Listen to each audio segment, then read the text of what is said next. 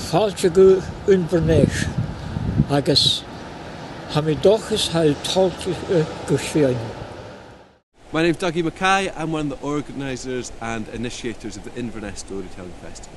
We're here at Clavacairns, just outside Inverness. Behind me you can see a burial cairn that's, they reckon, about 6,000 years old. This site itself was lined up with the winter solstice, and there would have been, in the midwinter, they would have been coming here, gathering, celebrating, conducting rituals and ceremonies. Around Inverness in the area there's so many different stories of fairies, fairy hills, prophecies, witches, kelpies. And we feel with an area so rich in stories, it really needs to have a festival to represent them. So what we're looking to do is pitch something that really stands out in its own right amongst the national storytelling events that are happening, but also have it in such a way that's attractive to local people who've maybe never been to a storytelling event in their life. We think that's got something really rich to offer in the modern world where more and more people are at home, being entertained via screens, and just that there's something so valuable about people gathering, something akin to the old traditional ceilidhs. Not just dancing, but where everyone brings something and people share stories, songs, music, dance. And through that people get to know each other and get to learn about each other and about the local environment. I think the Storytelling Festival really brings something new to Inverness because it's gathering various different individuals that probably normally wouldn't meet. It's multicultural, and as Inverness is growing we really need to try and gather together different communities, and storytelling really is one of the best ways to do that. So he went down to the house of the wise woman. And when he went to the house of the wise woman, he asked her how could he get his cow back, his beloved Ailey. I think with stories we can understand other cultures. They help us to see the habits and customs on different parts of the world. And I think they are kind of tool for communication. If I meet a storyteller from Mexico, Peru, and I hear the stories they tell, I have like this inner feeling in me that, oh hey, I know a bit more what is life in Peru. And the different versions of folk tales, because I can find the same from Finland, and I can find the same folk tale with a different version from Africa. And when I hear the different versions, it's like, wow, you can see this thing like this. It's still the same story, but you see it in a different point of view. And the wise woman thought for a wee while, and then she said to him, "Tell me, Turmit, did you ever curse your cow?" "Me," said Turmit, "curse my cow?" A great support and driving force behind this festival has been George McPherson, a traditional Gaelic Sheniki. My name is George or Shoris McPherson. I live in the Isle of Skye in Glendale, and I'm here for the Inverness Storytelling Festival. This is the second year we've had it, and Inverness is the capital of the Highlands, and of course storytelling was highly important throughout all the Highlands, throughout all Scotland in fact at one time.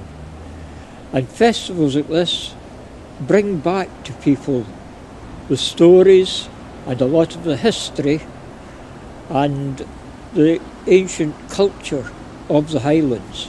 There's a huge cave, and inside were hundreds of the little people. And an old man came across to him and said to him, "Well, Turmit, what are you doing here?" "Oh," says Turmit, "I have come to get my cow, my beloved Ailey." A festival like this is important because it brings together both the young and the old can tell the stories from their youth or from many years back from the tradition, and the youth can hear, collect the stories and carry them on. And it's very important that a lot of these stories are carried on, because a lot of them carry healing things, properties, herbs that can be used, many different things. So what you're doing here, I think it fits a lot what's happening in Europe. There is own character what's happening in Scotland. It's quite unique that there is this tradition and link between the old storytellers that is really goes in centuries. And the Scottish storytelling scene is really attached with the local stories and local traditions. Here is the sharing and kind of community work, that storytelling builds a connection between people. And the storytellers are a lot that events are these open heart events where people share stories together. So our intention is to bring the folk who used to hear the stories, who've grown up with it, bring the folk who are getting into storytelling, bring folk who have never listened to a story in their life, and bring them all together for a celebration of Highland and international storytelling. And the old man said to Turmit, well, Turmit, you have done well. You have given us good gifts. You have shown us how much you love your cow. You shall have your cow back. But you gave us good gifts, so we must give you a good gift. And when he said that, all the women lifted up bundles of nettles and witch hazel and other herbs, and they started to beat Turmit with them. They beat him about the hips, the thighs, the knees, until the pain was so great that Turmit screamed in agony. And when he screamed, he found himself once again flying face down, and under him past the sea, the hills, the moors, and he landed gently in the moor. And when he looked round there, standing beside him was Ailey. And he spoke to her, and she mooed a soft response, and she wiggled her ear to him. This region has a really strong storytelling heritage, and it's also got great stories and an inspiring landscape where stories just live. And I recognise that there's been this history of storytelling, but it's really not live just now. So what we're hopeful of is to stir an interest in storytelling up here and create something of the festival, but also have something of a cultural movement. And what I'd like is to be organising the festival itself and make a programme, but then encourage other community groups that have got a fiddle player, a singer, a storyteller, to create their own events. So what we're doing is like a core event, but little seed events can spread.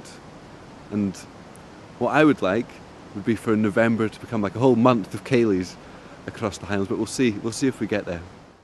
I love the place. It's a smaller place than Edinburgh and Glasgow. There's own atmosphere. It's kind of edge of the wilderness, and that gives them own character for the festival and for the event. I would definitely recommend this festival. I think, and coming to Highlands at the time of the festival, you meet the nature and surroundings, and you get this feeling of really rich storytelling culture here. We're into our second year now, and although it's still a small festival, there's a real momentum gathering behind it. And he walked and he walked and he walked and he walked further than he'd ever walked before, until he came to the edge of a mountain and a great forest leading off to the left. I think there's many highlights on this weekend. Maybe one of the biggest is on Saturday evening after all the storytelling.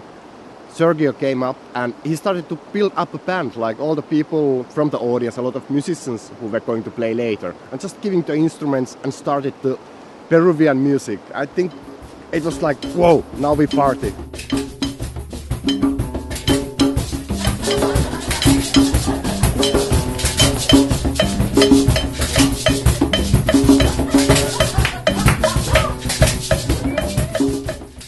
We're starting with Highland tales with harp and Gaelic singing.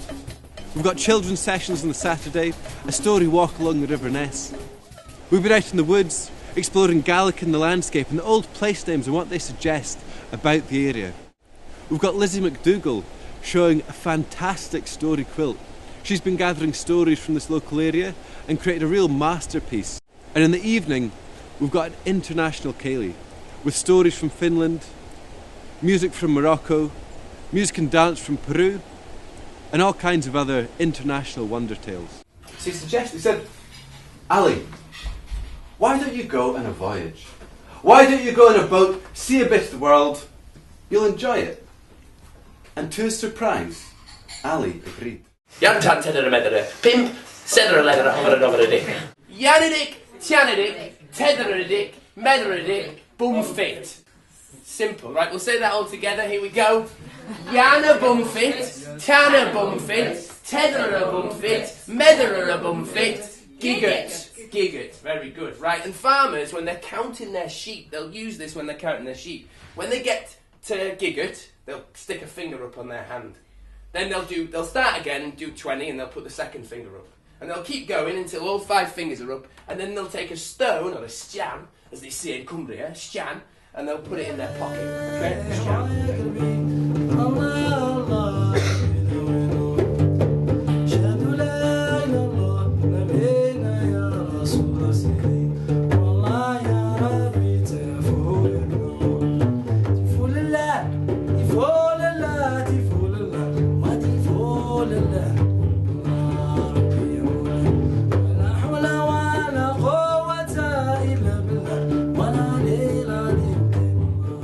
On Saturday night, I really enjoyed the range of different stories from different places in the world.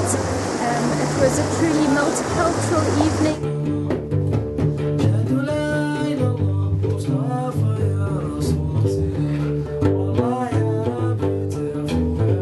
The weekend has been full of a nicely different kind of styles of storytelling and music. It was really good add to have some music from Peru and some music from Morocco, and with George Macpherson from Highland, really rooted storyteller.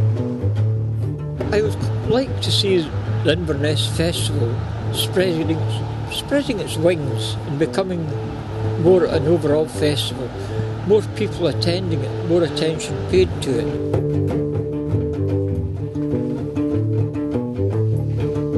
Inverness I would compare with Edinburgh in a way, because Edinburgh started storytelling there in 1989, and since then it's gone from strength to strength, and I would like to see Inverness doing something the same.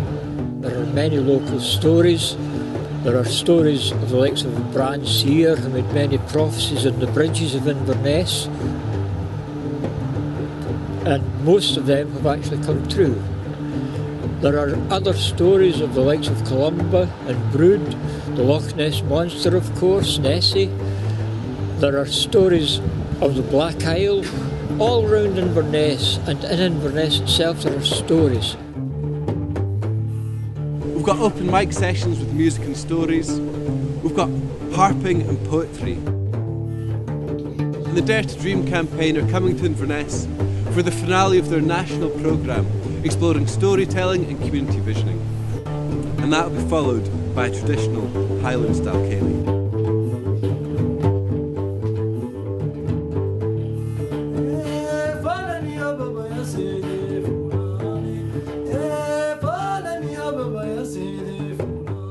We'd like to have a community campaign that allows us to work with local schools, different community groups, and to work from everywhere from theatres to community halls. I'd like to say thanks to all the venues. The Bike Shed on Grant Street have been very supportive.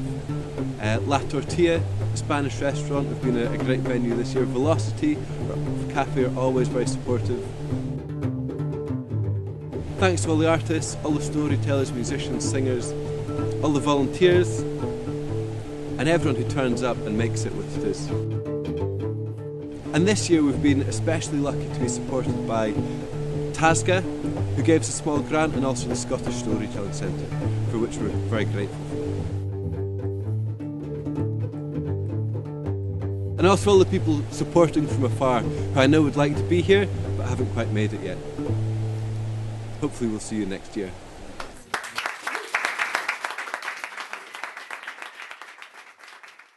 Aichi va agus benach leiv gavulya, which is good night and blessings go with all of you.